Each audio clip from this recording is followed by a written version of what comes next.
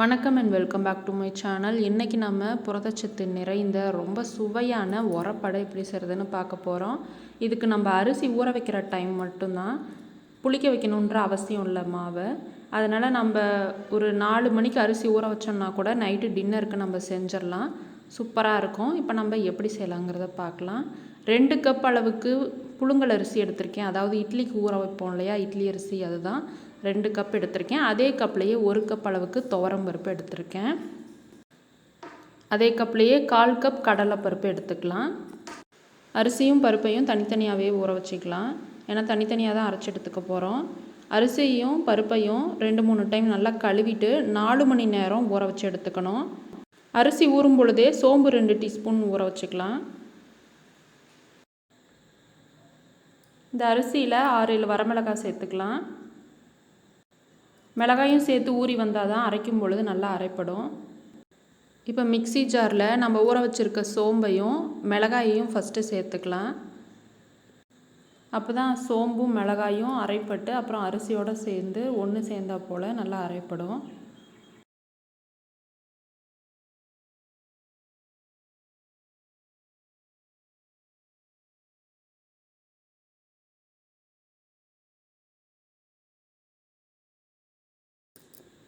இப்போ இது மேலே நம்ம அரிசியை சேர்த்துக்கலாம். நம்ம இட்லிக்கெலாம் எப்படி மாவு அரைப்போமோ அந்த மாதிரி மரன்னு அரைச்சிக்கலாம். இதோட இந்த அடைக்கு தேவையான கல்லுப்பையும் இதோட சேர்த்து கொஞ்சமாக தண்ணி சேர்த்து அரைச்சிட்டு வந்துடலாம். பாருங்கள், இட்லிக்கு அரைக்கிற மாதிரி கொஞ்சம் மரன்னு இருக்கிற மாதிரி தான் அரைச்சிருக்கேன். கொஞ்சமாக தான் தண்ணி சேர்த்து இந்தளவுக்கு கொஞ்சம் கெட்டியாக அரைச்சிருக்கேன். நம்ம மாவு கரைக்கும் பொழுது வேணும்னா தண்ணி சேர்த்துக்கலாம். அதே மிக்ஸி ஜார்லேயே நம்ம ஊற வச்சுருந்த பருப்பு, 4 பல் பூண்டு சேர்த்து 2 டேபிள் ஸ்பூன் அளவுக்கு மட்டும் தண்ணி சேர்த்து இந்த அளவுக்கு நல்லா கொரகொரப்பாக அரைச்சி எடுத்துக்கோங்க. இப்படி கொரகொரப்பாக இருந்தால் தான் அடை சாப்பிட்றதுக்கு நல்லாயிருக்கும், கிறிஸ்பியாக இருக்கும் அங்கங்கே, அதுக்காக. இப்போ இதை நம்ம அரைச்சி வச்சுருந்த மாவோடையே சேர்த்துக்கலாம். இதோட ஒரு 300 கிராம் சின்ன வெங்காயம் அரிஞ்சு எடுத்திருக்கேன், அதையும் இதோட சேர்த்துக்கலாம்.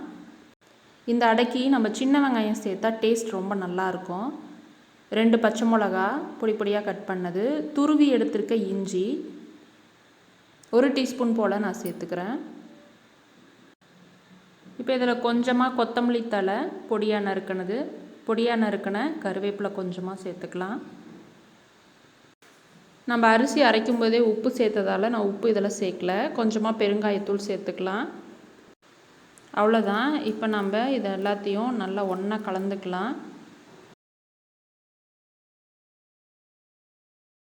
ரொம்ப கெட்டியாக இருக்குது அப்படின்றதுனால மிக்ஸி ஜாரில் கொஞ்சமாக தண்ணி சேர்த்து அலசி அதையும் இதோடு சேர்த்துக்கலாம்.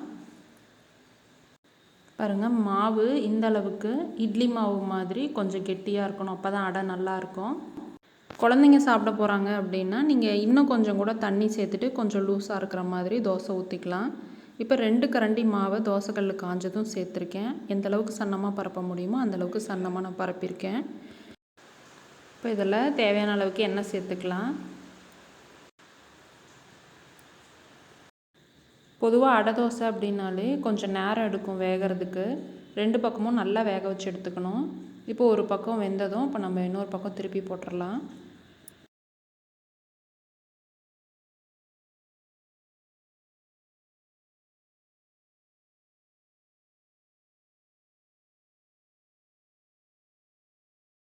பாருங்கள், 2 பக்கமுமே சூப்பராக வெந்துடுச்சு.